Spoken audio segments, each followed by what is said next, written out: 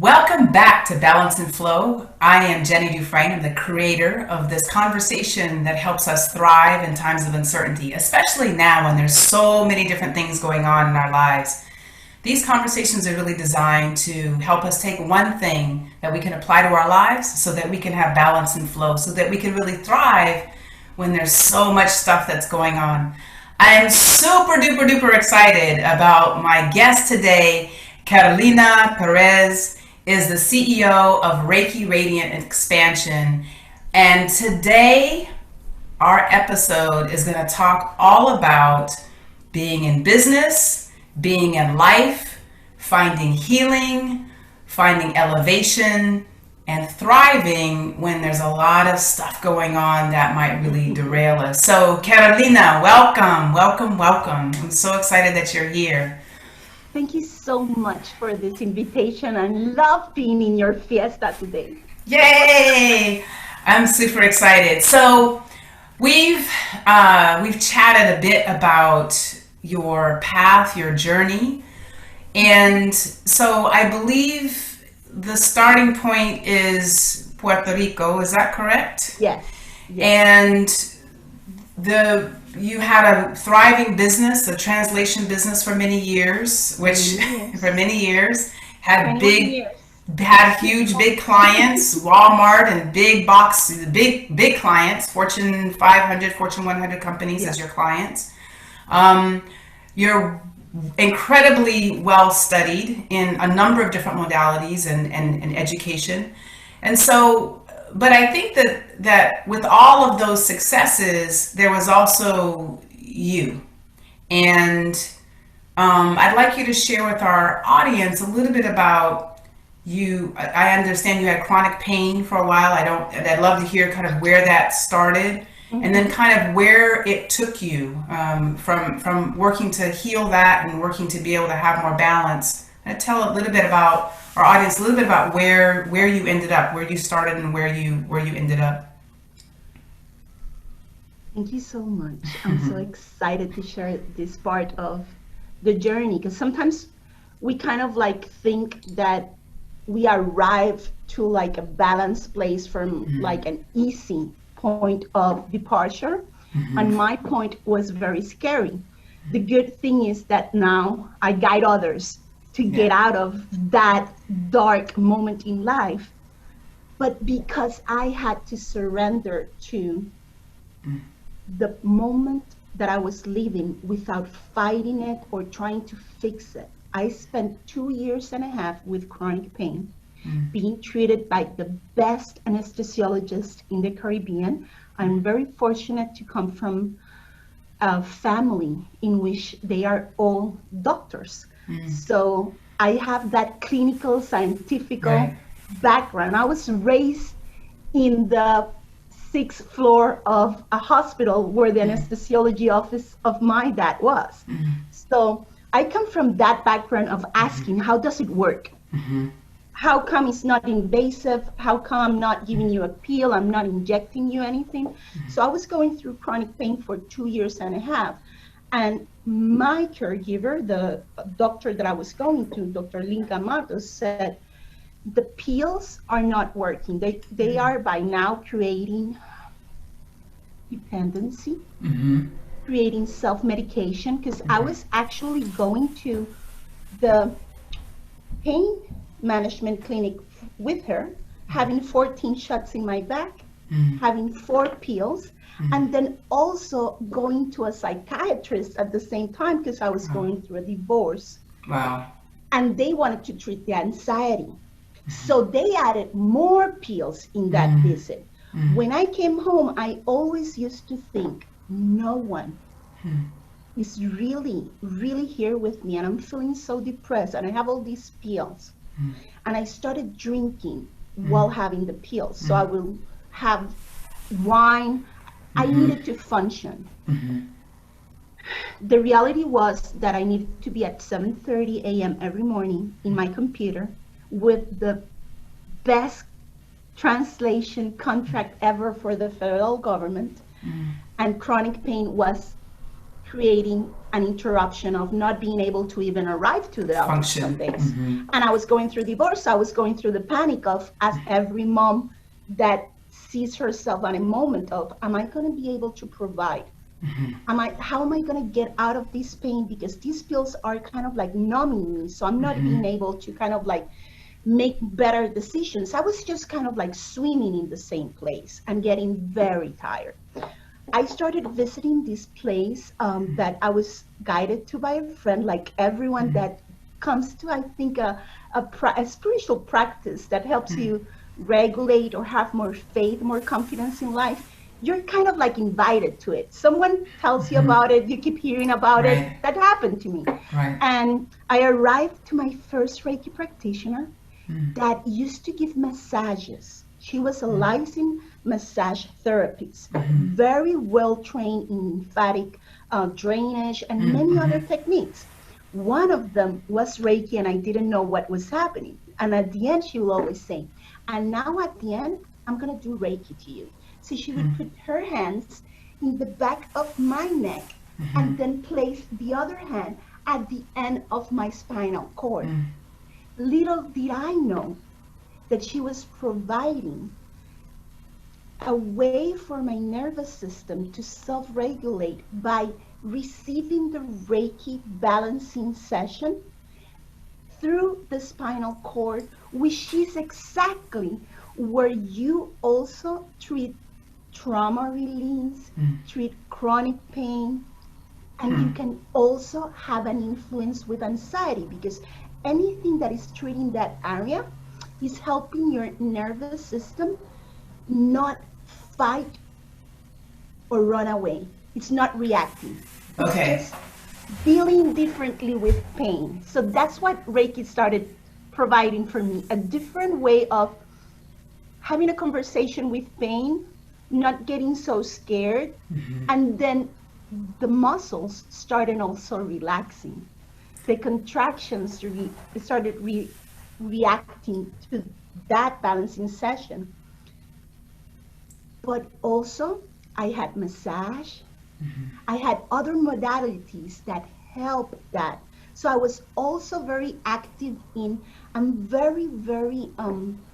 I'm always very honest with people, saying you can have Reiki as your main self-regulating practice, but in my case, I've seen that I did also everything that could help that practice. Okay, so everything to make it easier. All right, so that was a really great, I think, and broad kind of sets of things. So first, I think it's really important when we talk about chronic pain, we talk about anxiety, we talk about the trauma of divorce. Like that is a traumatic experience, no matter the circumstances. I think it's a change, it's a separation, it's a shift. It's a lot of unknown. You know what there was a lot of? Because I look like a very strong woman. I have 3 master's degrees. When I went to ask for help, the system said to me, I do not believe you. I don't believe you're scared. I don't believe you need an order for him to stay away. So because it was emotional, there was no physical abuse. I was in a moment where also I was not being believed, and I was also doubting, is this true or not? So the pain was kind of like increasing. I had nothing for it to lower. Does that make sense? Absolutely. And I think and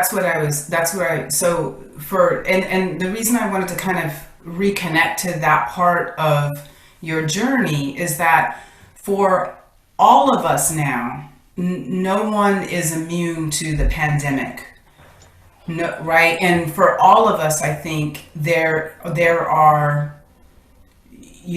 for those people who are healthy, there's still a concern maybe about our loved ones, and that creates its own anxiety. For those people who are internalizing stress, it's creating physical symptoms, independent of the pandemic, independent of the coronavirus. As a reaction. Exactly. And so on your journey, you had not only the chronic pain, which was affecting your system, your mind, You were then medicated, so you were being given so many pills to medicate, and which had, My mind was foggy and right, confused all the right. time. So you're having all of these things. You have a divorce happening on that, and then you're getting a level of release through massage. But you talked about something that I want to actually unpack and clarify, which is Uh-huh. what is Reiki? So Yes. if you can talk about it I for the lay person, someone who's like the Ray what? Reiki? How do you yes. spell I that?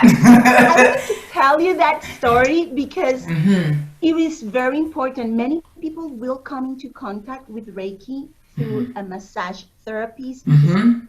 I very common. have. Mm-hmm. It is very common.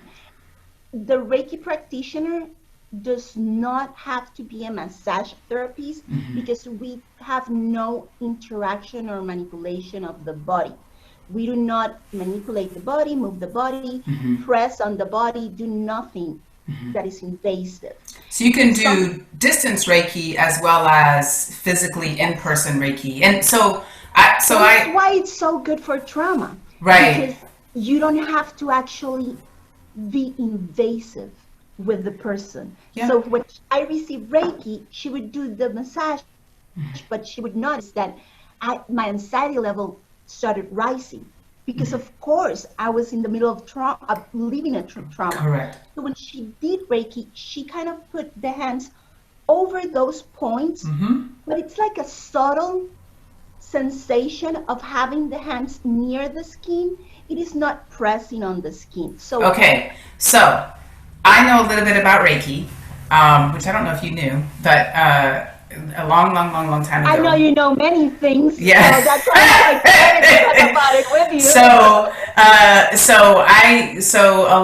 Many years ago, I went through the level 1 Reiki initiation. So Yes, I'm familiar with it, but I know that there's a lot of people who have absolutely no idea what we're talking about. It sounds like a foreign language, yes. right? That they don't. They're like, what? So definitionally, Contact Reiki. right. So Reiki is, as I learned it, Reiki is a universal life source, life force. As you've learned it, because I went through the Usui system, so I don't know. I was Okay. the daughter of a doctor, so when they Okay. explained that to me, the first question I had as being a person that was so much into the academia and studying and Mm-hmm. like how does it work, my first question was like, how do I eat that?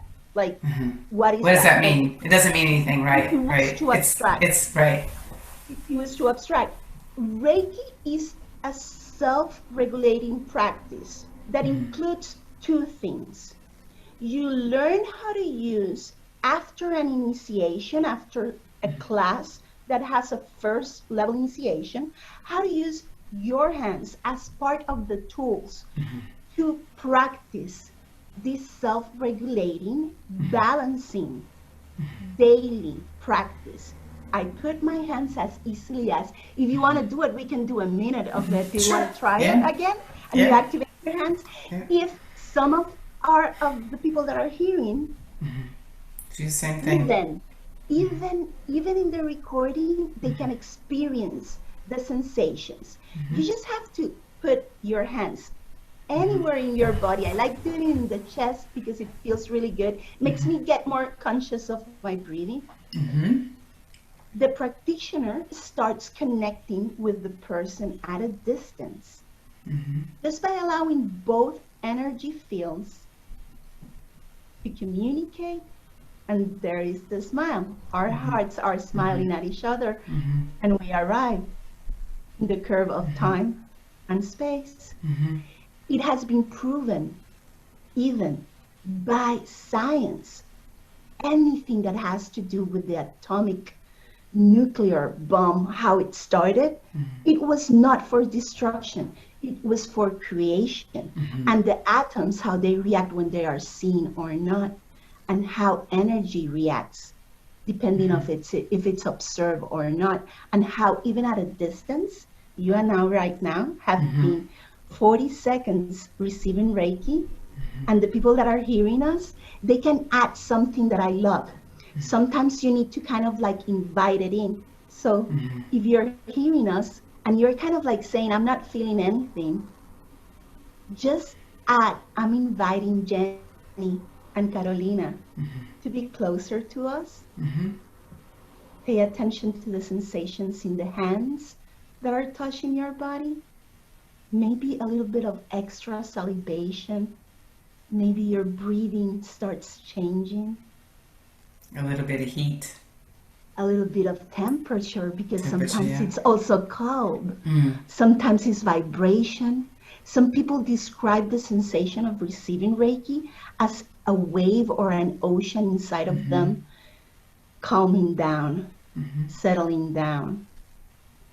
And as easy as we put the hands on and we turn on our practice, we turn it off and we take the hands off, and we're not practicing Reiki anymore.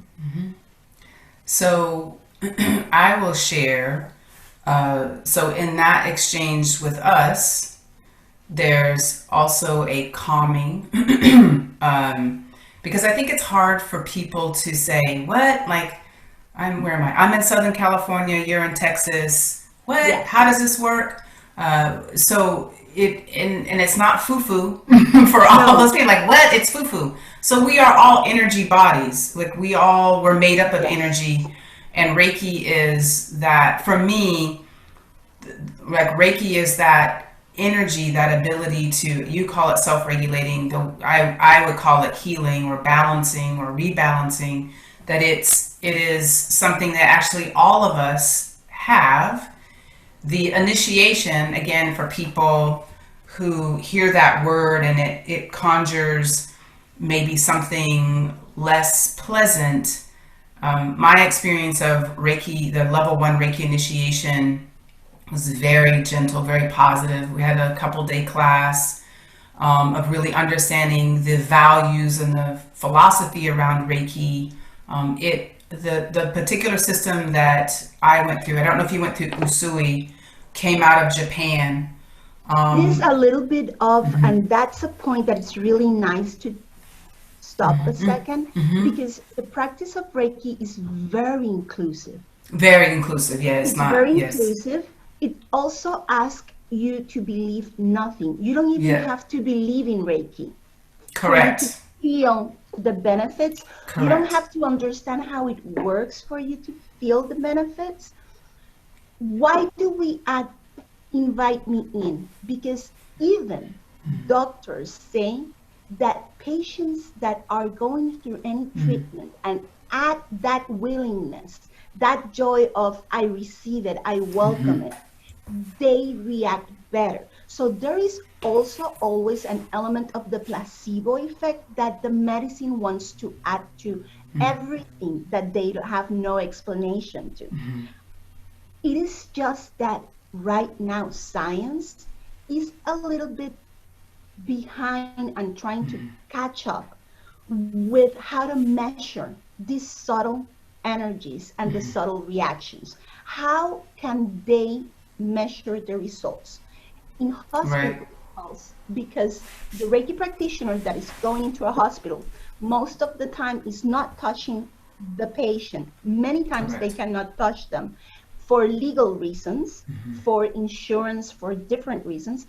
In some other hospitals, they have already created departments. There are 147 hospitals right now in the US with departments of Reiki practitioners that are either registered nurses, doctors, or sometimes just regular Reiki practitioners that are going to the hospitals to provide these sessions, sometimes lightly placing the hands over the shoulders, the head, even the feet. It doesn't matter where you're putting your hands in the body.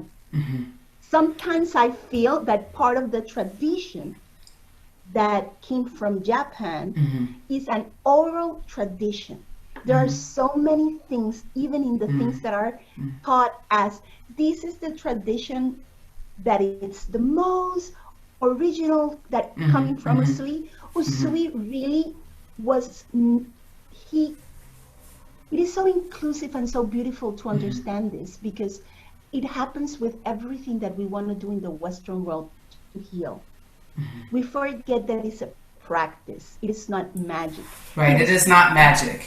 It requires. It It was requires. people in Japan, in a culture that respect secretivity. If I remember correctly, sorry to interrupt you, but if I remember correctly, he was a Say many professor in things. he was in Christ, I believe he was in the Christian, the story that I was exposed They to. say many things. Okay. They try to go look for the books and the registrations. They Uh-huh. find nothing that I still Oh, today interesting. that Oh, I can interesting. tell you. Interesting. I was trained in New York by Pamela Miles, one of the most respectful Reiki mentors Uh-huh. in the world, of Reiki in the medicine world. So I was Okay. trained Oh, on interesting. how to work with Reiki in hospitals, Okay. because as I was telling you, my chronic pain Mm-hmm. included all that stuff, medication, Mm-hmm. abuse of medicine, kind of like being very lost, adding too many things and not knowing what to do.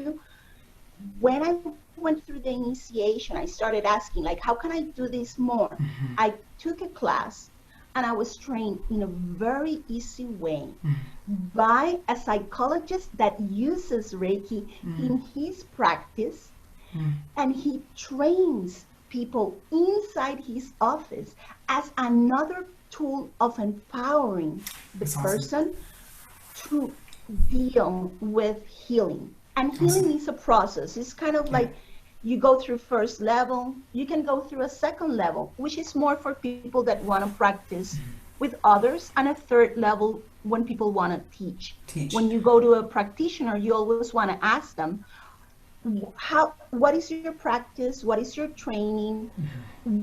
How do you approach Reiki? Because there are practitioners like me that will sit you in a chair and do Reiki while we're talking, or do Reiki while we're online. And there are practitioners that will add Reiki to other modalities.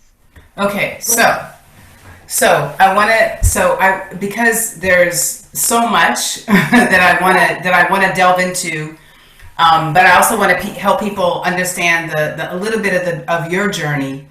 So your initial introduction to how to facilitate that healing for yourself was our kind of standard Western approach, which is we're going to do To the some. Hawaiian technique. We're closer to the Hawaiian technique, closer to the Takata way Okay, of on the healing. Reiki side, On the Reiki side, when it came from Japan to Hawaii, to Hawaii. and Okay. then it was introduced to us as we know it today. Okay. It is closer to what we get trained into. Okay, so your healing process, your own, was being prescribed lots of medication. You had anxiety, so being prescribed for more medication. You had chronic pain, being prescribed more medication. So you have all of those things happening. On top of that, you were navigating your way through a divorce and the emotional trauma and abuse of that. So you have all of that going on, and you have a big business, as you're also running a big business and doing that kind of work. So and the reason I want to share that is that you came into what we're talking about now around Reiki that wasn't a straight path, and it came out of your own, I would almost imagine, your own discovery of what works for you. So I'd like you to talk, Carolina, a little bit about how did, when you discovered this process of Reiki, before you actually moved into it, but just when you were going through the chronic pain, the healing, the anxiety, you discover Reiki, and you started to work with the modality, or you started to receive it from others. Talk about, like, and then learning to do it. Talk about what were then the key things that changed for you. How did it? What happened to you mentally? What happened with all those pills and all that wine? Like how did that help? Very scary and very dangerous.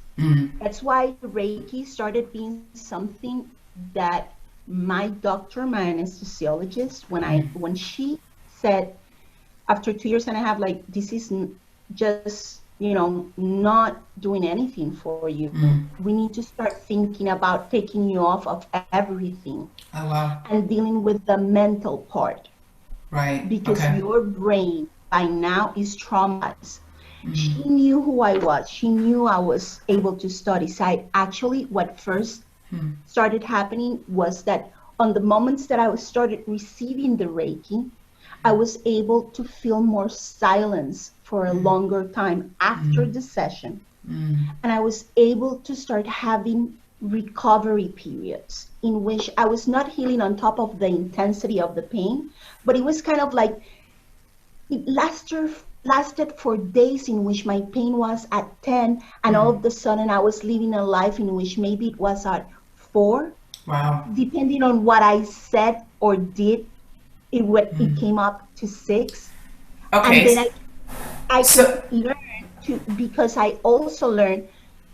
Then I started saying, how do I bring it down? And then I learned Reiki. And then when I saw that after a session, I started building up that intensity, I could practice and lower it. But I stayed for a while with a mentor. I didn't just take a class because I was going through a very traumatic moment. So I wanted to keep working with a mentor for a longer time. Which is, I think, really, really important. So you said something really key that I wanna just bring to people's awareness, especially again now in this, and uncertainty is always a factor of life. But you said that your pain level was at a 10, and as you started to do Reiki, you could see those days when it was at a 4, and then if your mind started to grapple and get anxious and start overthinking, you could literally see or feel your pain increase. I think that is a really powerful recognition for all of us that our minds are incredibly powerful, and half of our mind is our subconscious, and we have no idea what we feed it, and it just is operating sort of in the background. And so in your experience, Carolina, you started to really see that Reiki was actually bringing a silence to your mind. And then when you were not maybe being conscious of and practicing and breathing and those things, you could actually start to drive more pain into your physical body. I think that's really, really, really powerful. It's a powerful recognition. If we kind of like, I love fiestas because I'm Caribbean, so I like serving tables and talking about words and metaphors that are like that. So if I serve you Reiki in 3 plates, it would include the scientific part of what was going on while that was happening, while I was receiving it, and then when I was learning to use it as a support system, I was able to allow the frontal part of my brain, the white matter in my brain, the area that has plasticity and actually records trauma, to actually start recovering, regenerating, which is already proven. And it's already used by psychiatrists, but it is ignited through artificial and invasive techniques.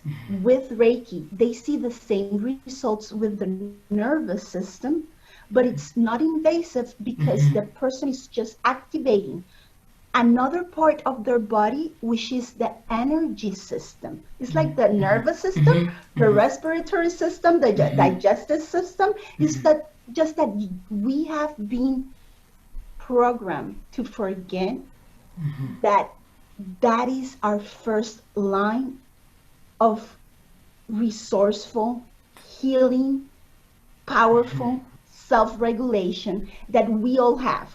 We go to a class because it's a way of reactivating, turning on the switch, telling a person after so many years of forgetting, let me remind you what we all have. What we all have. So it's not something foreign. The class is for you to activate. So when that was activated in me, I also was going through the physical healing, through the nervous system. The muscles were reacting to less stress, less. My brain could not turn off the defend yourself mode. So every decision, every action was coming from fear. It was in the end destructive to me.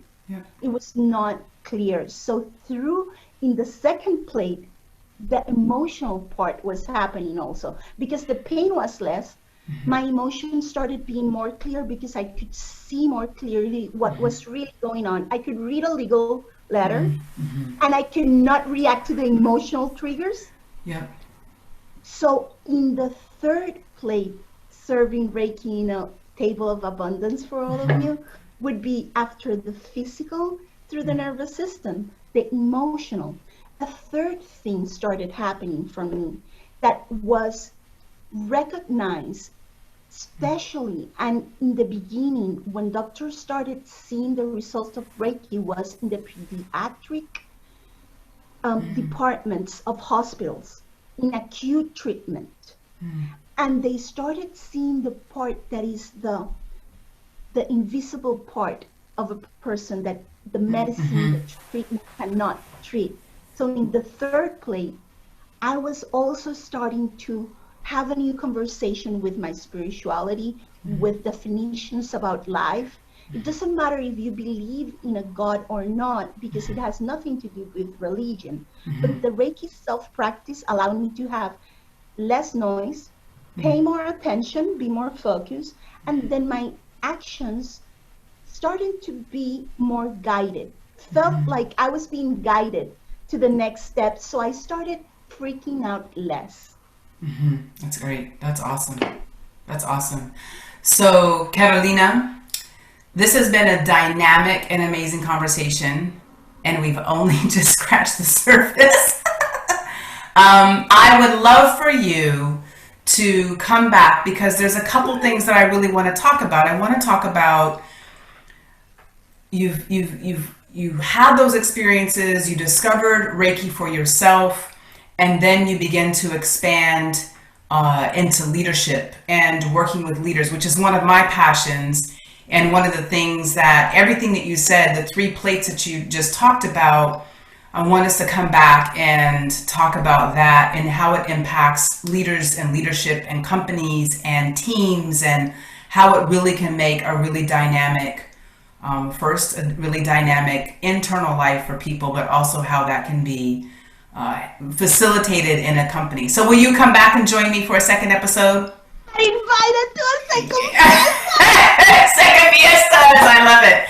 I love it. While I was cooking those three plates, I was also becoming a great host for the fiesta in my life. I love it.